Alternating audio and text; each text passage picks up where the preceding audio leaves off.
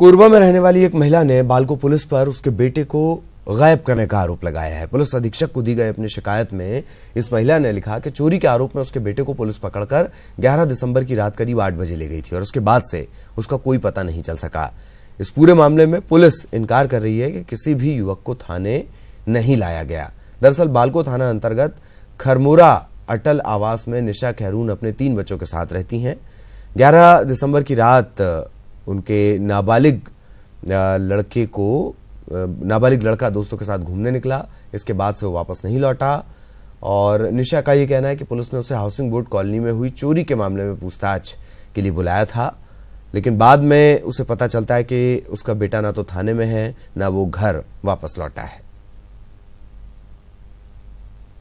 तो छोड़ दिए हैं, लेकिन भी पुलिस वाले जब ढूंढने गए 2-3 दिन तो परेशान करते हैं बहुत लोग।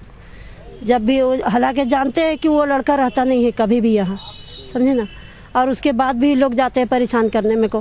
वो महिला अभी आई थी कि उसका बच्चा 11 तारीख से घर नहीं पहुंचा है और उसको डाउट है कि कहीं पुलिस वाले उसको ले गए होंगे करके। तो अभी बालकों से इसकी जानकारी ली गई है, तो उनके द्वारा ऐसा कोई भी घटना का होना नहीं बताया जा रहा है और भी हम इसको वेरीफाई कर रहे हैं कि कौन से मामले में अगर पुलिस द्वारा इसको लाया गया था या नहीं लाया गया था। उसको महिला की शिकायत लिया गया है, उसको संज्ञान में लेके हम।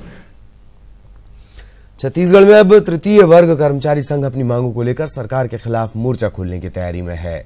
प्रदेश के 2,48,000 कर्मचारी इस आंदोलन में शामिल होंगे। कर्मचारियों का कहना है कि अगले साल जनवरी महीने से ही उनका आंदोलन शुरू हो जाएगा। इसे लेकर रणनीति बनाई जा रही है। कर्मचारियों का कहना है कि इससे पहले एक बार महंगाई भत्ता, 7वें वेतनमान का एरियर और ऐसी कई मांगों को लेकर सरकार से बातचीत करने की कोशिश की जाएगी। इसके बाद आंदोलन शुरू किया जाएगा। कर्मचारियों ने सरकार पर चुनावी घोषणा पत्र में किए वायदे पूरा नहीं करने का आरोप लगाया है।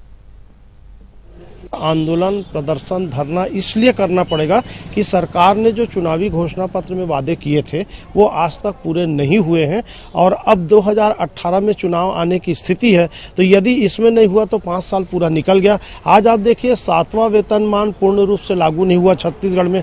7वें वेतनमान का एरियस नहीं मिल रहा है। महंगाई भत्ता 12 महीने का खा गया, जो बचा हुआ महंगाई भत्ता है। कल ही हमने देखा अखिल भारतीय सेवा के अधिकारियों को छत्तीसगढ़ में 1% और महंगाई भत्ता मिलेगा, मैंने उनका 5% हो गया। हमारा महंगाई भत्ता आज 4% है, वो भी 12 महीने का सरकार खा गई है। कोंडागांव में स्कूल में 4 महीने काम कराने के बाद नौकरी से हटा दिए जाने से परेशान युवक अब अपनी नौकरी पाने के लिए मुख्यमंत्री से मिलने रायपुर 300 किलोमीटर की पदयात्रा करने निकल पड़ा है। मामला विश्रामपुरी इलाके की कोरगांव पंचायत का है। कोरगांव प्राथमिक स्कूल में 2 साल पहले 2015 में लोकेश नायक नाम के युवक को स्कूल की साफ सफाई के लिए रखा गया। लोकेश ने बताया कि 4 महीने स्कूल में शिक्षकों ने काम करवाया, उसके बाद शासन के आदेश का हवाला देकर उसे काम से निकाल दिया गया। इसके बाद 2 बार उसने कलेक्टर जन सुनवाई में आवेदन दिया, पर आज तक सुनवाई नहीं हुई। लोकेश की उम्मीद अब शासन पर टिकी हुई है और लोकेश के मुताबिक छत्तीसगढ़ शासन यानी मुख्यमंत्री रमन सिंह के पास वो अपनी अर्जी लगाएगा। रायपुर जाने के लिए पैसे नहीं है, लिहाजा वो पैदल चल पड़ा है। कोरगांव का रहने वाला हूँ सर। प्राथमिक स्कूल कोरगांव में काम करता था सर। अचानक शासन से आदेश ने कि हटा दिए। बीओ साहब बोले कोरगांव प्राथमिक स्कूल को 2015 से सर। 15 से 2 बार आवेदन दे चुका हूँ कलेक्टर, लेकिन कुछ नहीं हो रहा सर। क्या करोगे? अब पैदल यात्रा जाऊंगा सर। राजनांदगांव में दिल दहलाने वाली घटना सामने आई। यहां झोपड़ी में आग लगने से 2 बच्चे जिंदा जल गए। इस घटना के बारे में बताया जा रहा है कि दोनों बच्चे धान की मिजाई के बाद खेलते खेलते सो गए थे। बच्चों के पिता उन्हें झोपड़ी में सुलाकर किसी काम से चले गए। झोपड़ी में ठंड की वजह से अंगीठी जलाई गई थी। इस दौरान इसी के चलते झोपड़ी में आग लगी और दोनों बच्चों की जलने से मौत हो गई। पुलिस ने मर्ग कायम किया है, पड़ताल जारी है।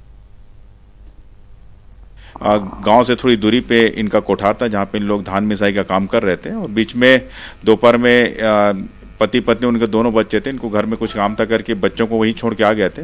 जब उन्होंने वापस आके देखा तो वहाँ पे चूंकि ठंड का सीजन काफ़ी है तो वहाँ पर अंगीठा जलाए हुए थे, तो उस अंगीठा से आग लग गई थी और जिसपे दोनों बच्चे वहीं पे खेल रहे थे और इसी के दौरान आग लगने से दोनों की, एक की घटनास्थल पर ही मौत हो गई थी, दूसरे की हॉस्पिटल ले जाते वक्त। छत्तीसगढ़ के घोर नक्सल प्रभावित दंतेवाड़ा में बच्चों ने कबाड़ से सोलर कुकर बनाकर अपने हुनर का परिचय दिया है। यहाँ धुरली गांव में 5वीं क्लास के छात्र ने कबाड़ में पड़े सामान से सोलर कुकर बनाया। इस काम में शिक्षकों ने उसकी मदद की है और सोलर कुकर बनाने के बाद बच्चे अब सुविधाएं मिलने पर कुछ नया बनाना चाहते हैं। क्या बनाए हो आप लोग बेटा? Solar cooker. कैसे बनाए हो?